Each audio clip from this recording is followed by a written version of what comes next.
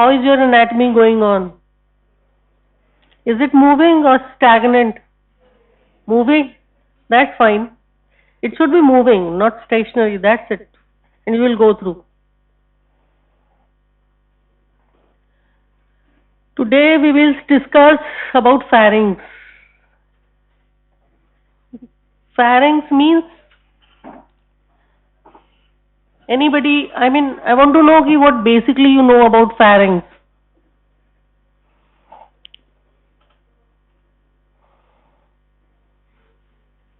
Yes, anybody? See, pharynx is a passage, common passage for air and food. Okay, it is a common passage for air and food.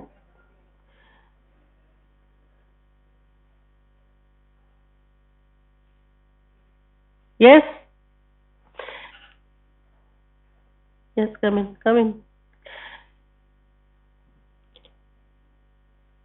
It is a common passage for air, that is respiratory, and for the food, that is digestive system. Okay. Now, it starts at the base of the skull.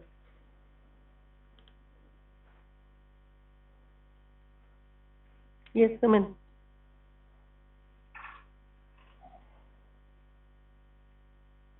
It starts from the base of the skull.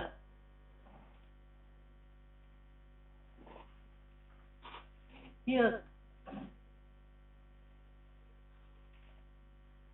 If you remember the skull, we have seen the basiocciput and sphenoid, body of sphenoid. If you remember, base of the skull में basiocciput और basisphenoid. If you remember, clivus जिसको हम बोल रहे थे, है ना? See, try to remember the skull. Try to study the skull in detail, because it's going to help you in theory also. So it is starting, this pharynx, it is starting from the base of the skull, and it terminates at the level of lower border of cricoid cartilage. Cricoid cartilage is a cartilage which is forming the larynx. Okay, larynx is formed by the cartilages, thyroid cartilage, and below it there is a cricoid cartilage. So it is lower border of cricoid, base of the skull say lower border of cricoid cartilage. That is the termination of the pharynx. And below pharynx, the pharynx will continue below the cricoid cartilage. It will continue as esophagus. Esophagus. तो junction है जो cricopharyngeus, cricoid और cartilage और oesophagus का जो junction है, this is the end of the pharynx and this is the starting of the esophagus, and of course this is the narrowest part of the esophagus. Remember, it is the narrowest part of the esophagus. Okay, dimensions of the pharynx. Yes, come in. Dimensions of the pharynx, it is about length में it is about 12 centimeter, and in diameter it is about 3.5 centimeter. But again I said it is narrowest at the cricopharyngeus part. ये MCQ है जो आपके pre PG में बहुत commonly पूछा जाता है कि narrowest part of the GIT, that is cricopharyngeus. Okay, तो नैरोएस्ट पार्ट है, that is lower end of the pharynx.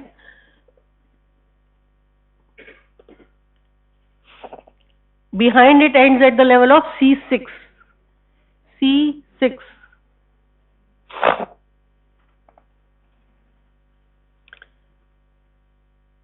It is pharynx.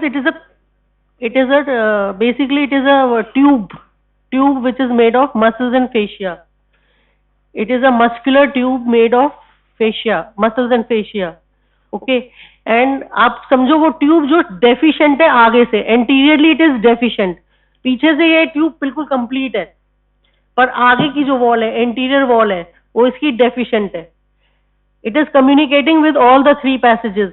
Upper part में it is communicating with the nose, middle part it is communicating with the oral cavity, okay, and in the lower part it is communicating with the larynx. Okay, voice box है जो हमारा, तो it is communicating with the three passages, three main passages. So the anterior wall, it is most of the time it is deficient only. Okay, so it is, the pharynx will be divided into three parts. We will study nasopharynx, come in, oropharynx and laryngopharynx. The part which is in front of the, जहाँ पर nose है, इसके पीछे जो part है pharynx का, this is known as nasopharynx. The part behind the oral cavity is the oropharynx, and the part behind the laryngopharynx, larynx is laryngopharynx. Is it clear? Now the demarcation line. Nasopharynx will start from base of the skull and, yes, come in, and it will end up at the, see, remember there are two H, hard palate and hyoid bone, hard palate और hyoid bone. Okay, अब आप ऊपर base of school है, बीच में hard palate है, फिर hyoid bone है और फिर C6 है. अब डिवाइड कर दो इसको. तो बेस ऑफ स्कल से हार्ड पैलेट तक है, that is nasopharynx. Between 2H, that is hard palate and hyoid bone. Between the 2H we have oropharynx. Okay, and below the hyoid bone and up to C6 we have laryngopharynx. समझ में आ गई मेरी बात?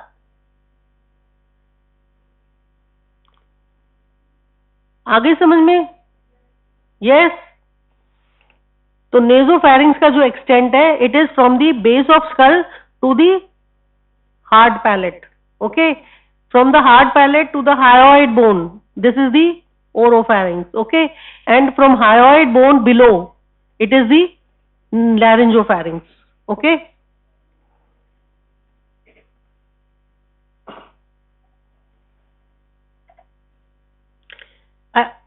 as I already told you, it communicates. See here, it communicates. In the upper part it is communicating with the nasal cavity, middle part it is communicating with the oral cavity, and in the lower part it is communicating with the larynx.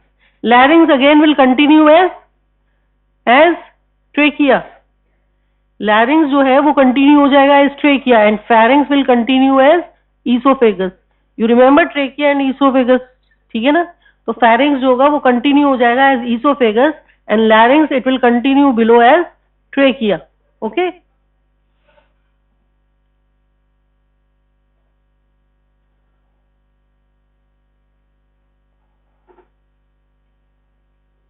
Now the comparisons. This comparison we will study once we will, first of all we will study the features, and then we will study the slide comparison. This is the base of the skull. You have already seen this. This is the base of the skull. The attachment of the pharynx is lined down as red line. See, here you can see a red line here. This is the, anybody, this is the basi-occiput. This is the foramen magnum. This is the basi-occiput part, if you remember. This is the perpendicular plate of the, okay, and this is the medial and lateral pterygoid plates. Okay, so here we can see this is the attachment, this red line, this is the attachment of the pharynx above at the base of the skull. Okay, now here you can see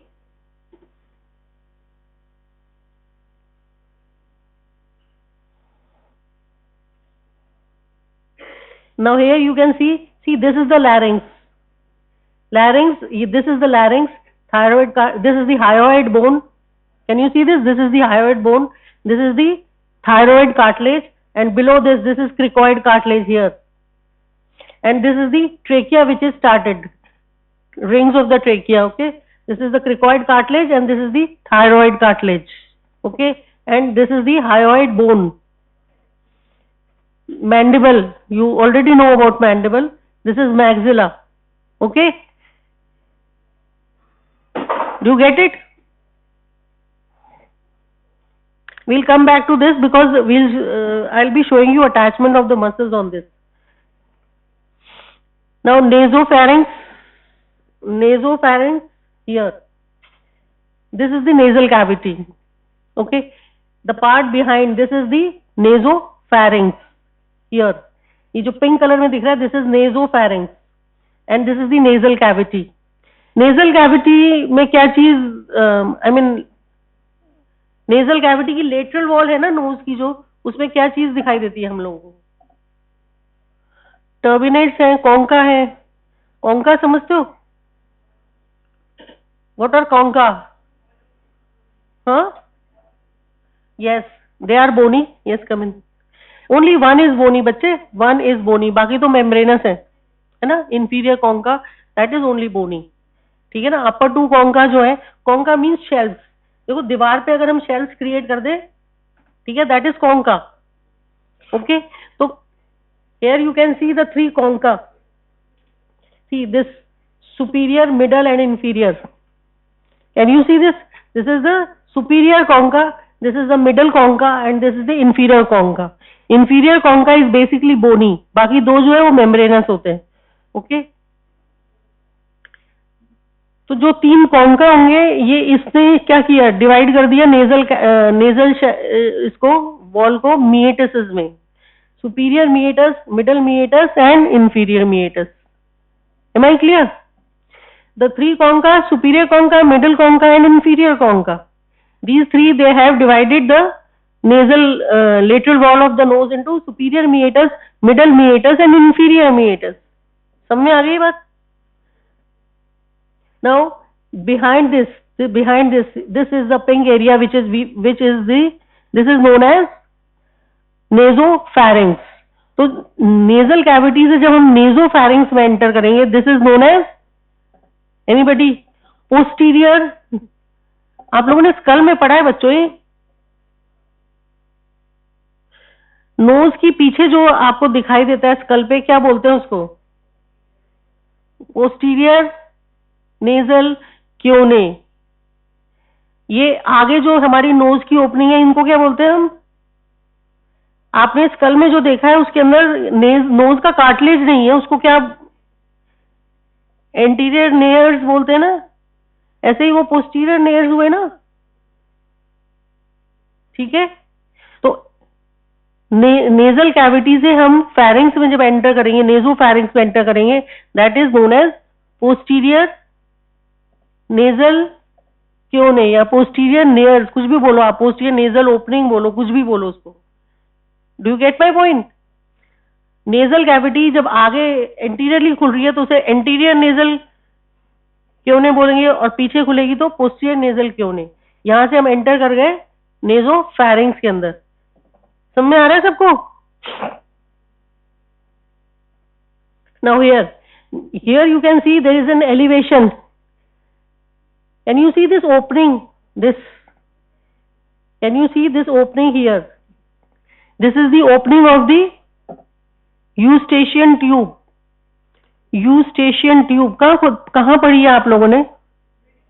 yes, middle ear से एक tube आ रही है जो nasopharynx में open हो रही है. It is for what? It is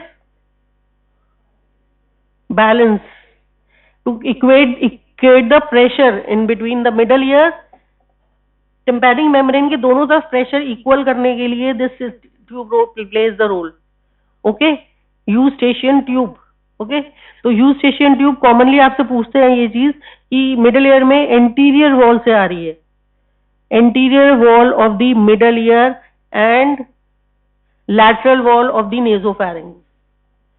ठीक है, इसको चेंज करके आपसे ऑप्शंस पूछते हैं. एमसीक्यू भी है ये, बहुत कॉमन.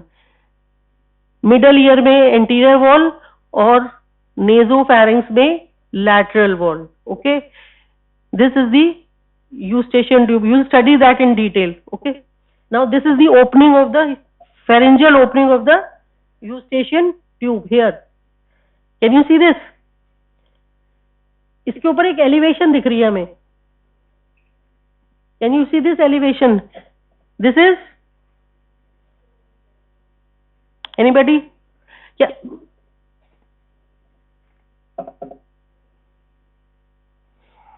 कोई बता सकता है? ये इसे ट्यूबल एलिवेशन बोलते हैं वैसे, ट्यूबल एलिवेशन बोलते हैं, बट ये होती क्यों है, क्यों बन जाती है ये elevation? Because there is lot of sub mucous lymphoid tissue below it.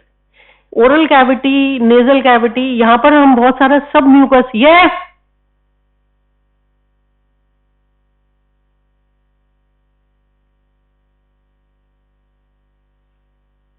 those who are not interested in studying, I am not at all interested in making them study also. You can leave the class. This is not a school, this is a college.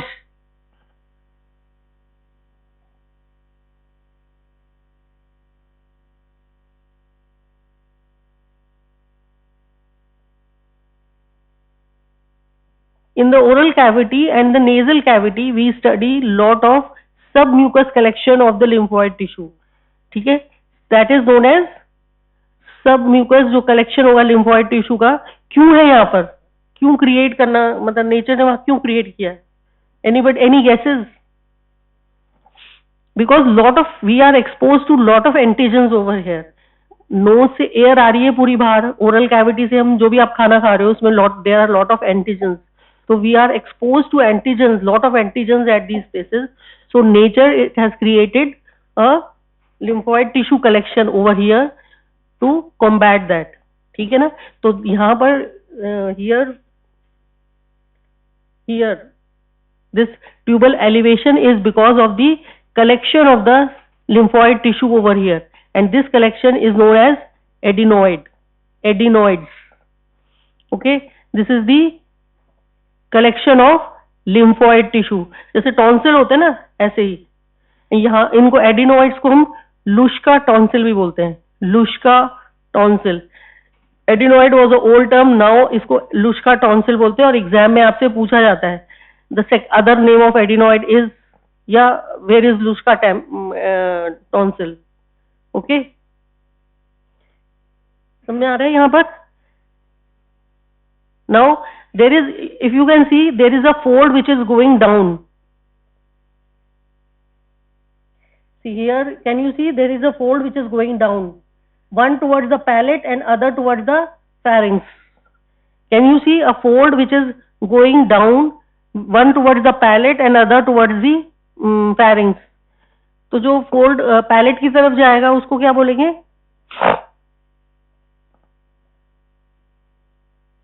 See this is palatopharyngeal fold.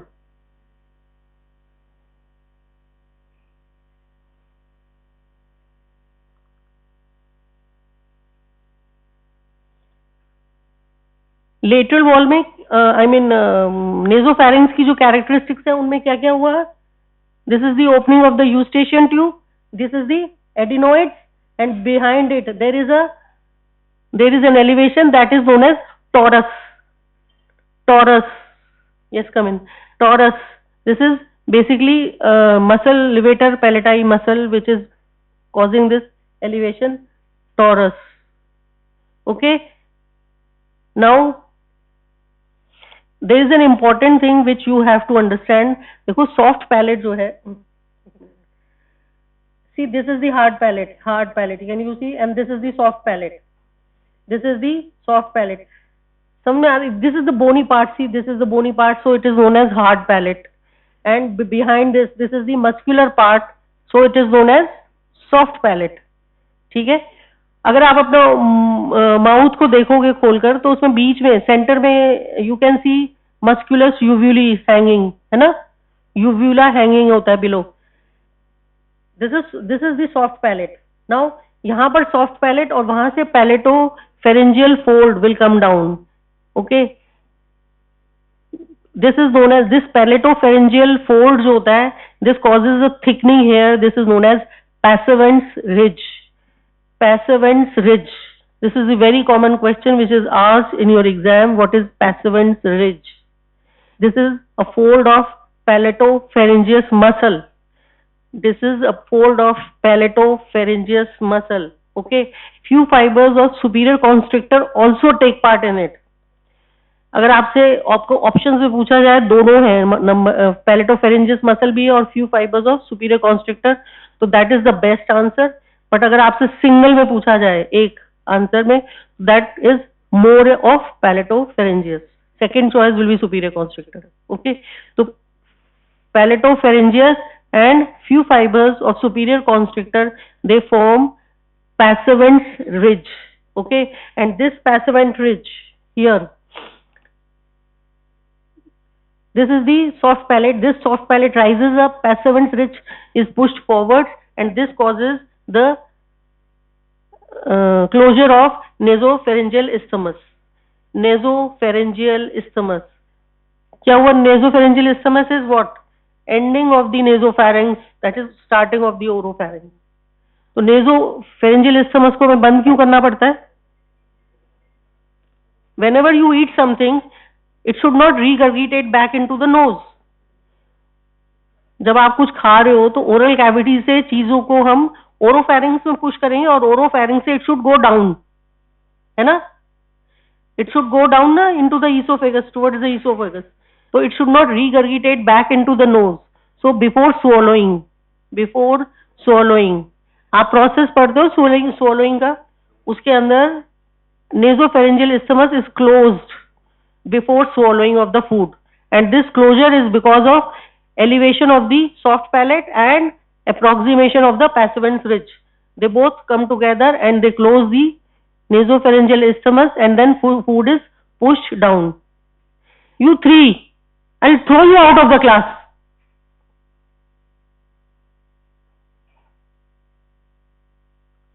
This is the last warning.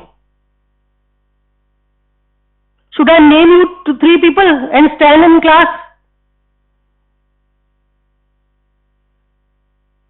Next time I'll throw you out.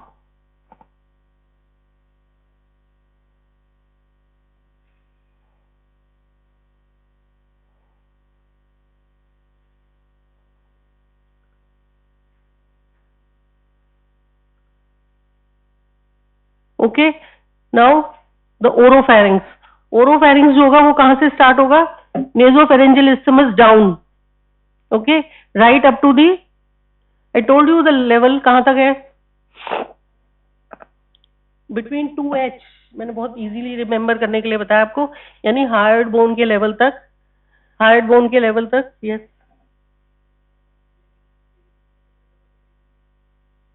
हाँ,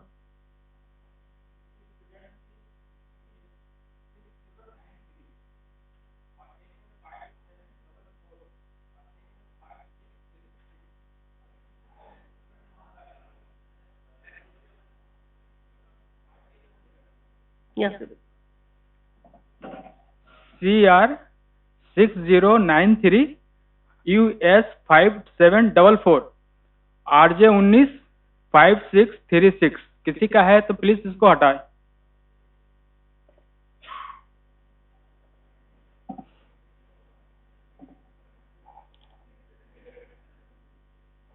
Yes. Now oropharynx. What in the oropharynx? Anteriorly we can see.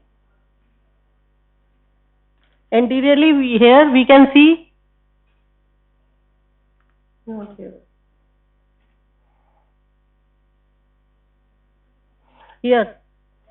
See, this is this part, this yellow part here. This is the oropharynx.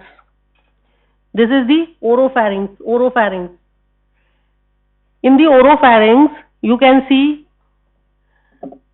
a fold which is going towards the tongue and a fold which is going towards the pharynx. Palate से एक fold टंग की तरफ आ रहा है और palette से एक fold pharynx की तरफ जा रहा है.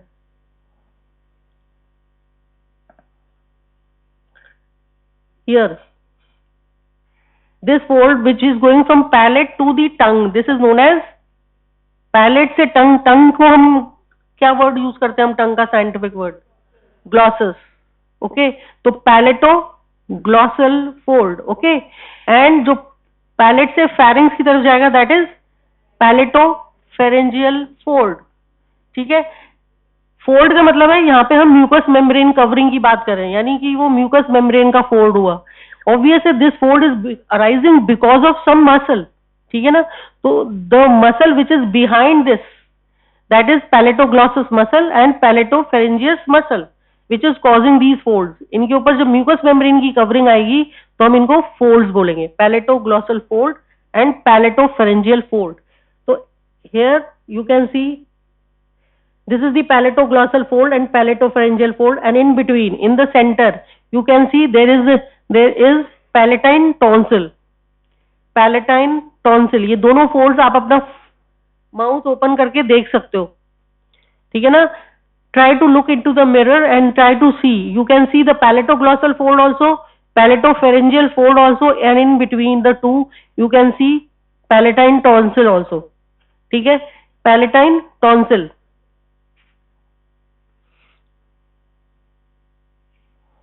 Palatine tonsil again it is tonsil का वर्ड हम कहाँ यूज करते हैं? It is the aggregation of lymphoid tissue. ठीक है ना, it is the aggregation of the lymphoid tissue. अच्छा, टॉन्सिल और लिम्फ नोड्स में क्या फर्क होता है? हाउ, मतलब what is the difference between a tonsil and a lymph node? Lymph nodes नहीं, एग्रीगेशन ऑफ लिम्फ नोड्स तो नहीं हो सकता है, तो सब लिम्फोसाइट का collection he. But what is the difference between the two? ये बहुत बेसिक क्वेश्चंस हैं जो आपसे वाइवा में पूछे जाएंगे.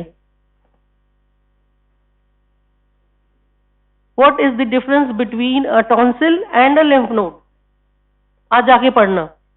बताने को मैं बता सकती हूँ आप लोगों को, but I want you to study. सोच के देखो ना एक बार, try to use. You have brains here. अगर इसका इस्तेमाल नहीं करोगे ना, जंग लग जाएगा यहाँ पर. क्या हो सकता है?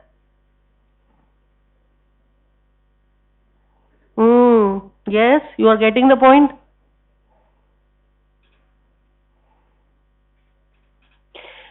लिम्फ नोड्स के पास आफरेंट्स और ईफरेंट्स दोनों होते हैं. आफरेंट्स ईफरेंट्स तो समझते हो? नहीं समझते. What are afferents and what are efferents? कितने लोगों को मालूम है? Raise your hand. What is an afferent and what is an efferent? Very bad, really very bad. इतने कम लोगों को ये बात मालूम है. आप फर्स्ट ईयर के मिड में आ चुके हो, आपको अभी तक ये नहीं पता आफरेंट्स और ईफरेंट्स क्या होते हैं. कनिंघम के फर्स्ट फ्यू पेजेस जो है ना, 23 पेजेस, वो पढ़ो बैठ के, बहुत जरूरी है वो पढ़ने. What are afferents and what are efferents? Afferents का मतलब जो ब्लड लेकर आ रहे हैं या जो भी लिम्फ लेकर आ रहे हैं, दैट इज आफरेंट्स. ईफरेंट्स जो लेकर जा रहे हैं, ठीक है ना.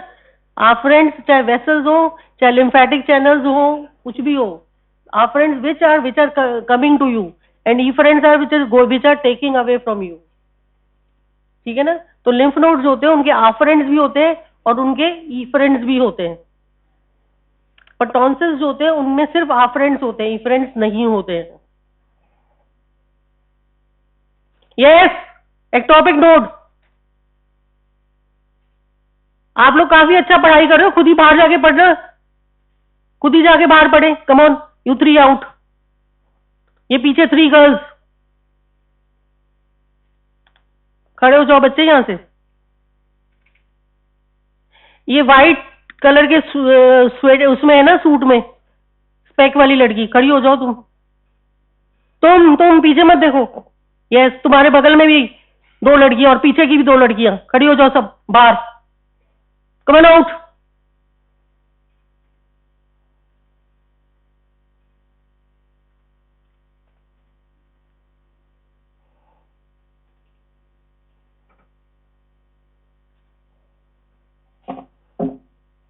So a tonsil is a collection of lymph nodes.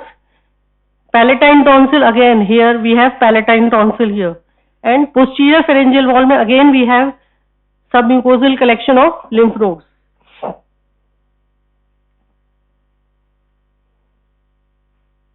this is the oropharynx.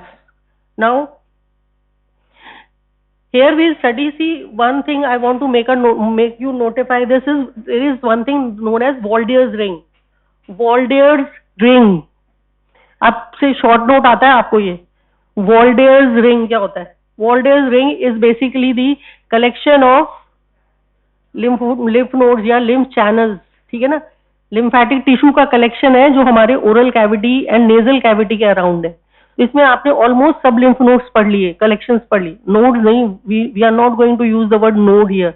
It is lymphatic collection. ऊपर आपने कौन सा पढ़ा था? हाँ, नेजोफैरिंक्स में हमने कौन सा पढ़ा था? एडिनोइड्स पढ़ा था ना, एडिनोइड्स ऊपर, ठीक है. लैटरली अगेन नेजल कैविटी में भी laterally we have collection of lymphoid tissue, ठीक है. ट्यूबल टॉन्सिल्स बोलते हैं उन्हें. नीचे आगे ओरल कैविटी में पैलेटाइन टॉन्सिल, पीछे वी हैव पोस्टीरियर, यस. तो all these all form the Waldeyer's ring. Waldeyer's ring. अब इसमें वॉल्डेयर्स रिंग में भी आप दो सर्कल पढ़ते हो, एक इनर सर्कल है, एक आउटर सर्कल है. One is inner circle and one is outer circle. ये जो मैंने आपको बताया, this is the inner circle. Outer circle में क्या होगा? लिम्फ नोड्स होंगे. हमारी जो सर्वाइकल चेन है पूरी लिम्फ नोड्स की, सबक्लेवियन, ठीक है ना, cervical lymph nodes, all these they form the outer Waldeyer's ring. Okay, and ये है इनर वॉल्डेयर्स रिंग. ओके, पर अगर आपसे एग्जामिनर जब पूछे तभी आप बोलना इनर और outer, otherwise stick to Waldeyer's ring only. Okay, here you can see in detail. See this here you can see this is the fold, this is the palatoglossal fold, this is the palatopharyngeal fold, and in here we can see palatine tonsil over here. Okay, यहाँ पर opening of the eustachian tube, ठीक है.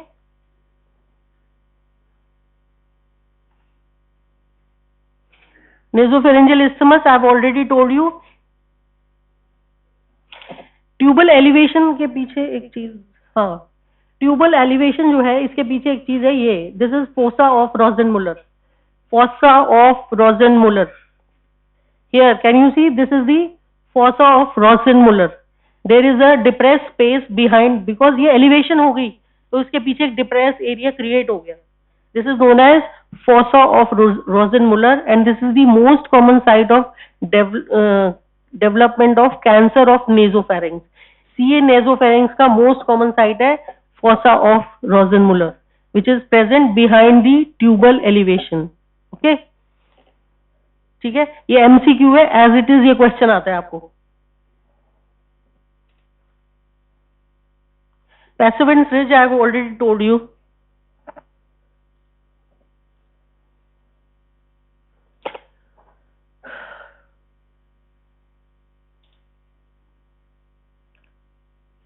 Yes, here I was trying to tell you this. This is the uvula, ठीक है ना.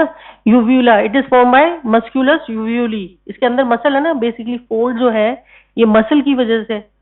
तो the muscle which is present behind this is musculus uvuli. See, this is here you can see, this is the palatine tonsils.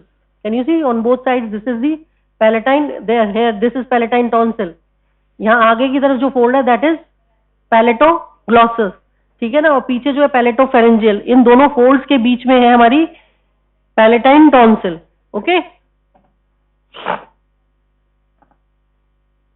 Here you can see this.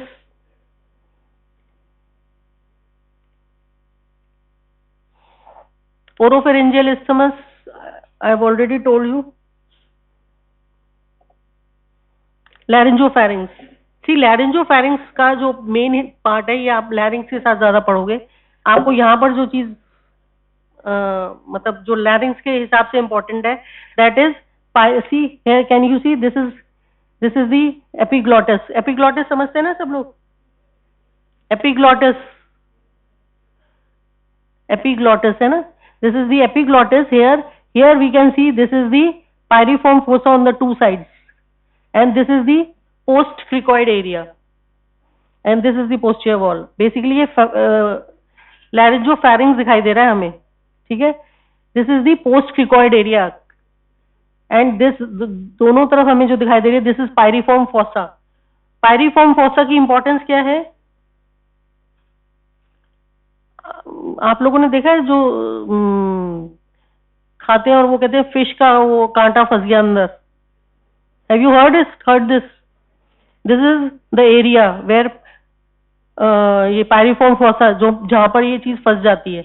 और why it is dangerous? Because यहाँ पर laryngeal nerve, external laryngeal nerve जो है वो बिल्कुल यहीं पर subcutaneous यहीं पर पड़ी हुई होती है और वो खींचते हैं तो वो डैमेज हो जाती है. And this is which is supplying the muscles of the larynx. Okay, piriform fossa ये आप डिटेल में लैरिंग्स के साथ पढ़ोगे. ओके, इसको एक और वर्ड भी दिया हुआ है, smuggler zone. Smuggler zone. Sherlock Holmes कितने लोग देखते थे? कमाल है, आफर एंड डिफरेंट से ज्यादा हाथ उठ गए इसमें.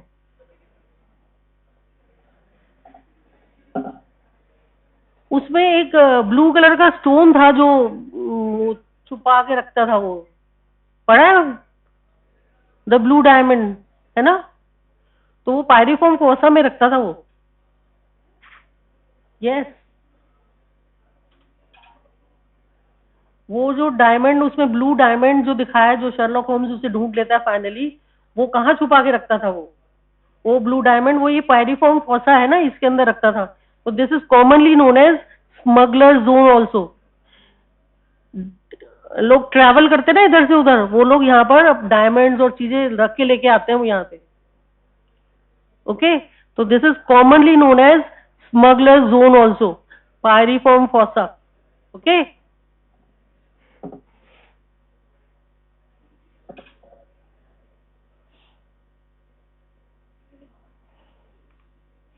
now it looks like something like this. See, this is the thyroid cartilage. Below it, this is the cricoid cartilage, and here we can see the trachea. This is the pharynx. Can you see? This is the pharynx, a muscular tube. Now,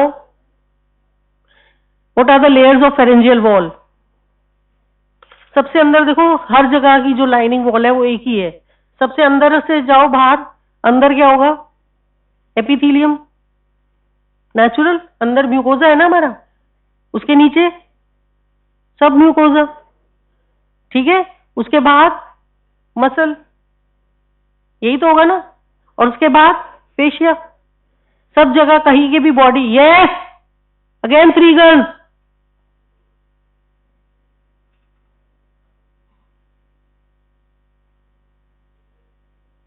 I do understand ना कि आप लोग खुद ज्यादा अच्छा पढ़ सकते हो, पर क्या हमारी आदत है ना कि हमें पढ़ाना है.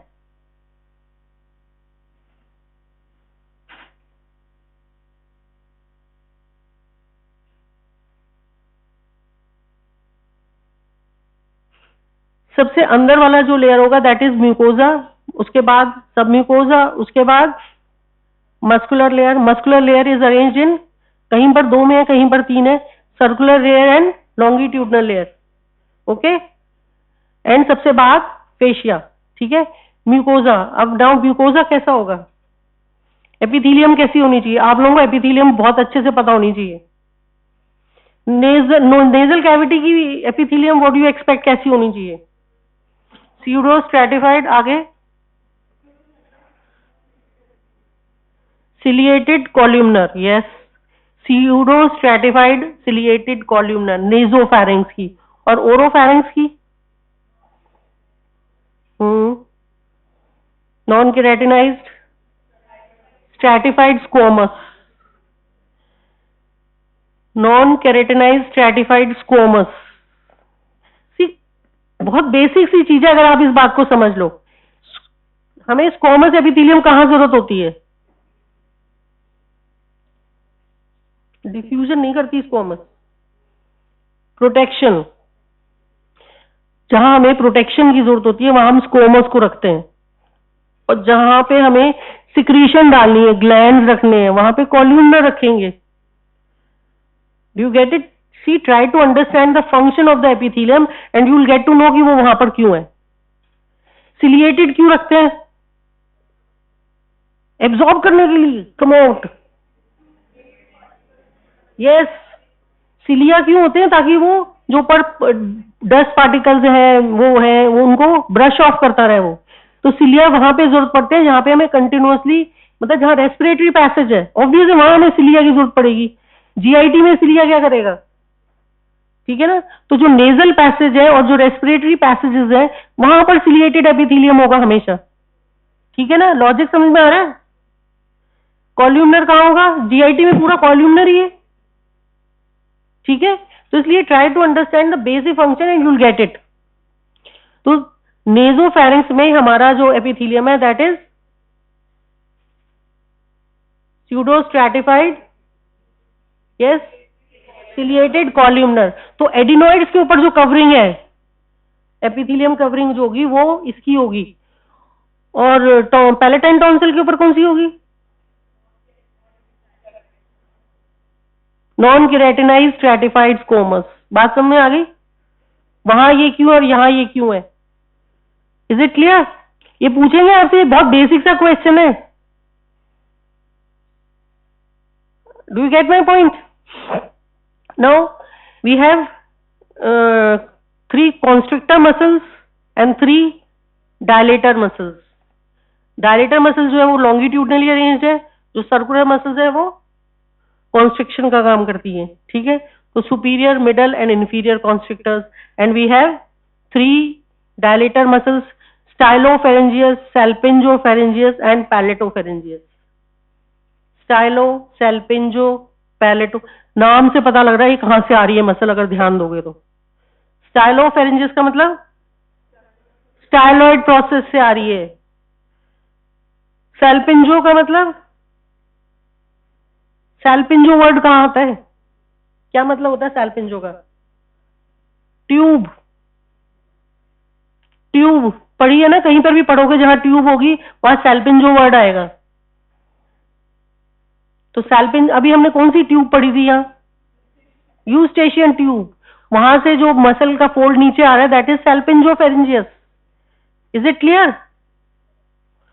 पैलेटोफेरेंजियस यानी कि जो पैलेट से फोल्ड आ रहा है फेरेंजियस मसल का, पैलेट से फेरिंग्स के बीच में, दैट इज पैलेटोफेरेंजियस. समझ में आ रहा है? 3 कॉन्स्ट्रिक्टर्स है, superior, middle and inferior. 2 fascia की कवरिंग है. फेरेंजो बेसिलर अंदर है, ये गलती करते हो आप लोग, और बक्को फेरेंजियल फेशिया बाहर है. अब क्या होता है कंफ्यूजन आप लोग को, ऐसे होता है कि बक्कल वर्ड है तो वो अंदर होगा. ऐसे नहीं होगा. फेरेंजो बेसिलर फेशिया अंदर है और बक्को फेरेंजियल फेशिया जो है वो बाहर है. ठीक है. अभी कैसे याद करना है ये आप लोग देखोगे. These are the layers which are arranged. See base of skull से आ रहा है, बेस ऑफ स्कल से आ रहा है. See here. ठीक है ना. This is the बक्को pharyngeal fascia here. ये 3 कॉन्स्ट्रिक्टर्स अरेंज है और ये लॉन्गिट्यूडनल मसल्स अरेंज है इसमें. Now 3 muscles, superior constrictor, middle constrictor and inferior constrictor. अब वापस समझाएंगे उस डायग्राम को. Yes, see, can you see this is superior constrictor, this is inferior constrictor, and this is sorry, this is middle and this is inferior. Superior constrictor muscle, और ये तीनों muscle जो है ये आगे से ऐसे पीछे आ रही है, ऐसे आगे से ऐसे पीछे आ रही है. एक के नीचे एक अरेंज्ड है. इस तरह अरेंज्ड है कि एक का लोअर बॉर्डर और दूसरे का अपर बॉर्डर ओवरलैप करता है एक दूसरे को. समझ में आ रहा है? अब ओवरलैप करता है इसका मतलब क्या है, समझ रहे हो? यहाँ स्पेस रह गया, कोई चीज ओवरलैप कर रही है. ओवरलैपिंग समझते हो ना? ऐसे ओवरलैप कर रहा है वो चीज, ओवरलैप कर रही है अगर वो चीज, तो इसका मतलब हमने बीच में स्पेस छोड़ा है. स्पेस छोड़ा तो इसका मतलब कोई चीज अंदर बाहर हो रही है. समझ में आ रही है मेरी बात? तो सुपीरियर, मिडल और इंफीरियर कॉन्स्ट्रिक्टर 3 मसल्स है, एक के ऊपर एक, एक के नीचे एक लगी हुई है. ठीक है.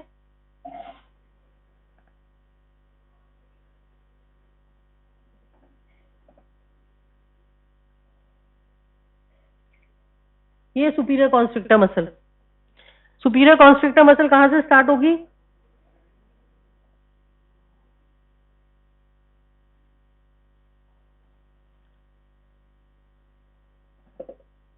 देखो ये 3 दिख रहे कोन्स, इस तरह अरेंज है ये मसल।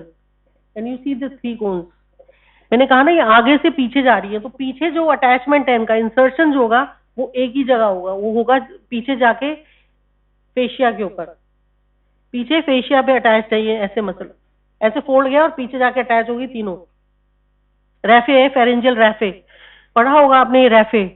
फेरेंजियल टुबरकल अंदर पढ़ा था, कल में फेरेंजियल टुबरकल पढ़ा होगा, ठीक है, वहां से रैफे अटैच होता है, pharyngeal raphe, pharyngeal tubercle. See try to remember, skull को याद करो बहुत अच्छे से, समझो बहुत अच्छे से, ठीक है। वहां से फेरेंजियल रैफे आ रहा है और उस पे तीनों मसल्स अटैच्ड है। रैफे का मतलब क्या होता है और एपोन्यूरोसिस का मतलब क्या होता है और टेंडन का मतलब क्या होता है?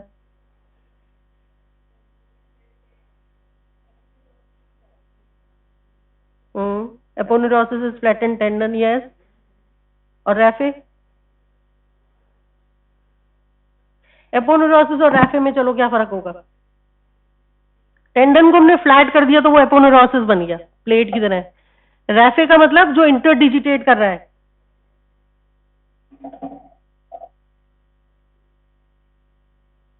समझ में आ रहा है ये? यानी इधर से भी फाइबर्स आए, इधर से भी फाइबर्स आए, दिस इज रैफे। बात समझ में आ रही है? एपोन्यूरोसिस क्यों नहीं बनाया हमने वहां एपोन्यूरोसिस? हमने वहां रैफे क्रिएट किया है।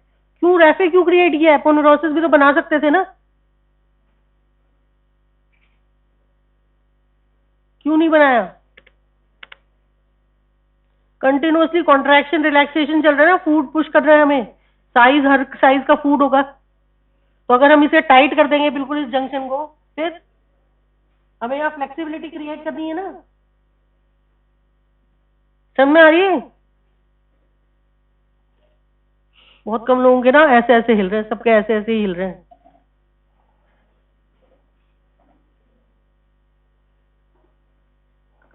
नाउ सुपीरियर कॉन्स्ट्रिक्टर मसल, सबसे पहले it arises from pterygoid hamulus, if you remember. याद है कहीं टेरिगोइड हेम्युलस पढ़ा था, ठीक है ना?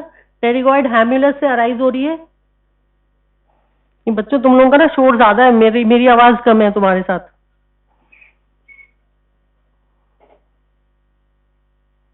Here this is the superior constrictor muscle, ये, ठीक है ना? It is arising from pterygo mandibular, this is pterygo mandibular raphe, pterygo mandibular raphe, okay. And medial surface of mandible, याद है मैंडिबल में पढ़ी थी हमने सुपीरियर कॉन्स्ट्रिक्टर अराइज होती हुई। रैमस जो थे ना इसके अंदर की तरफ, बाहर टेम्पोरालिस, अंदर मिड सुपीरियर कॉन्स्ट्रिक्टर। अब याद आ रही है ना? ये थे ना मैंडिबल, या बाहर हमने पढ़ी थी, समझ में आया? और अंदर की तरफ, इस मैंडिबल में अंदर की तरफ सुपीरियर कॉन्स्ट्रिक्टर। 2+2 ऐड करना सीखो अब यहाँ पर। अभी मैंडिबल नहीं पढ़ी तो फिर बहुत ही गलत बात है। Okay, this is the superior constrictor, and see this is the middle constrictor here. This is the middle constrictor. It is arising. See, can you see? This is the hyoid bone. ये दिख रही है hyoid bone है ये हमारी, hyoid bone, stylohyoid ligament, stylohyoid ligament, ठीक है? hyoid bone से अराइज हो रही है और stylohyoid ligament यहाँ से ये अराइज हो रही है हमारी मिडल कॉन्स्ट्रिक्टर, ओके। उसके बाद ये नीचे हमारी ये है inferior constrictor. This is, see can you see, this is arising, this is the thyroid cartilage. तो इसके ऊपर ओब्लिक लाइन होती है, थायराइड कार्टिलेज के ऊपर oblique line of the thyroid cartilage, and this is the cricoid cartilage, and बीच में tendinous band. This is giving rise to inferior constrictor, okay.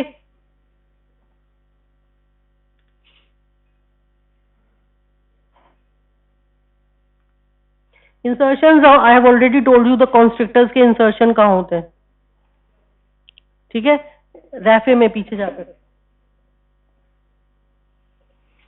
Longitudinal muscles I have already told you, 3 longitudinal muscles हैं, dilators हैं ये pharynx के. Okay, structures in between these pharyngeal muscles. This is important. See, this is the question which is asked in your exam. ये short note भी आता है, ये बहुत तरीके से पूछा जाता है, क्योंकि मैंने कहा तीनों मसल्स एक के ऊपर एक अरेंज्ड हैं, ओवरलैप कर रही हैं. तो बेस ऑफ स्कल और सुपीरियर कॉन्स्ट्रिक्टर में कुछ स्ट्रक्चर्स पास होते हैं, कुछ स्ट्रक्चर्स सुपीरियर और मिडल कॉन्स्ट्रिक्टर के बीच में से पास होते हैं, कुछ स्ट्रक्चर्स मिडल और इंफीरियर कॉन्स्ट्रिक्टर के बीच में से पास होते हैं. ओके, तो there is a gap here between the skull, base of the skull and superior constrictor. This is known as sinus or Morgagni. Sinus or Morgagni, ये question आता ही आपको ऐसे है, what is sinus of Morgagni and structures passing through it. Okay, इसमें से जो structures pass है वो auditory tube, levator, palatine muscle, ये लर्न करनी पड़ेगी आपको बिल्कुल. ये auditory, this is the auditory tube, this is levator palatine muscle. ठीक है ना, this is ascending palatine artery and ascending branch of ascending pharyngeal branch of ascending pharyngeal artery. 4 structures हैं ये, बिल्कुल ऐसे रटने ही पड़ेंगे आपको बिल्कुल. Levator palatini muscle, auditory tube, ascending palatine artery and ascending branch of pharyngeal branch of ascending pharyngeal artery. The structures which are passing through between the superior and middle constrictors. This is stylopharyngeus and glossopharyngeal nerve. Stylopharyngeus and glossopharyngeal nerve. Okay. Gap between the middle and inferior constrictors के बीच में से pass हो रही है internal laryngeal nerve and superior laryngeal vessels. Internal laryngeal nerve and superior laryngeal vessels. और middle और inferior के बीच में से पास हो रही है external recurrent laryngeal nerve and inferior laryngeal vessels. Okay, ये लर्न करना पड़ेगा सबको. ये क्वेश्चन एज इट इज ही आता है एग्जाम में. Structure passing. Nerve supply. Nerve supply is very important. See, all the muscles of the pharynx are supplied by vagus and cervical sympathetic. पहले कुछ बुक्स में शायद अभी भी लिखा हुआ है वेगो एसेसरी कॉम्प्लेक्स लिखा हुआ है, यानी कि ऐसे कहते हैं cranial part of accessory nerve और वेगस का जो कंपोनेंट है वो करता है. लेकिन अब जो है लेटेस्ट ट्रेंड में जो आया है उसमें है कि वेगस पास करती है और cervical branches of cervical sympathetic ganglions जो है वो सप्लाई करते हैं. एसेसरी नर्व का रोल नहीं है इसमें, except stylopharyngeus which is supplied by glossopharyngeal nerve. ठीक है, स्टाइलॉइड apparatus की जो मसल्स हैं सारी उसका सप्लाई ग्लोसोफेरेंजियल ही करती है. ये आपको पता होगा, आप डेवलपमेंट ऑफ आर्चेस जब पढ़ोगे उससे, वो अपनी नर्व सप्लाई साथ लेके जाती हैं. ओके, ठीक है, तो यहाँ पे all the muscles of the pharynx they are supplied by vagus and cervical sympathetic except stylopharyngeus which is supplied by glossopharyngeal nerve. Okay, ये ना ऐसे बहुत सारे कोटेशंस बन जाएंगे आपके लास्ट में anatomy. All of the muscles of anterior compartment are supplied by this except, और ये क्वेश्चन जो है ना उस एक्सेप्ट पे ही सेट होता है. ठीक है ना, अपर लिम्ब में पढ़ा होगा ना, anterior compartment all the muscles are supplied by this except brachialis which is supplied by double nerve. Double nerve supply है ना उसकी, इसलिए ये ऐसे बहुत सारे कोटेशंस बन जाएंगे. लाइन से लिख लो ये सारे. ये एग्जाम में वन लाइनर्स होते हैं ना जो रिवाइज करने होते हैं, वहां काम आते हैं ये. ओके, नर्व सप्लाई मैंने आपको बता दी already. Arterial supply, ascending pharyngeal artery, lingual arteries, greater palatine artery. Venous drainage, plexus बनता है पूरा pharyngeal plexus. Lymphatic drainage, internal jugular vein, facial when.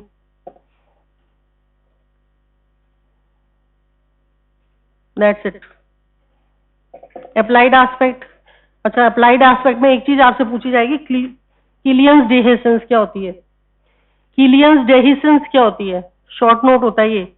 किलियंस dehiscence ही दो इंफीरियर कॉन्स्ट्रिक्टर मसल्स होती है, उसके दो पार्ट्स होते हैं, थायरोफेरेंजियस और क्रिकोफेरेंजियस. थायराइड से जो आ रही है, थायराइड कार्टिलेज से जो आ रही है, दैट इज थायरोफेरेंजियस, और जो क्रिकॉइड पार्ट से आ रही है वो है क्रिकोफेरेंजियस। इन दोनों के बीच में गैप रह जाता है, सॉरी,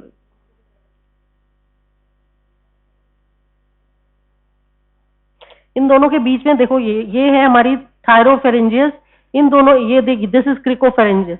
इन दोनों के बीच में जो गैप होता है इसमें कई बार प्रेशर की वजह से ये this is known as Killian's dehiscence, और इसमें से कई बार आपका म्यूकोजा जो होता है वो बाहर आ जाता है, that is this is known as see Zenker's diverticulum. Zenker's diverticulum यानी किलियंस डेहिसेंस तो सब में होगी, ठीक है, बट अगर उसमें से किस प्रेशर की वजह से म्यूकोजा बाहर आ गया, that is known as Zenker's diverticulum. तो क्वेश्चन आप पे किसी से भी पूछ लेते हैं, ज़ेंकर पे पूछ लेते हैं या उस पे। That's it.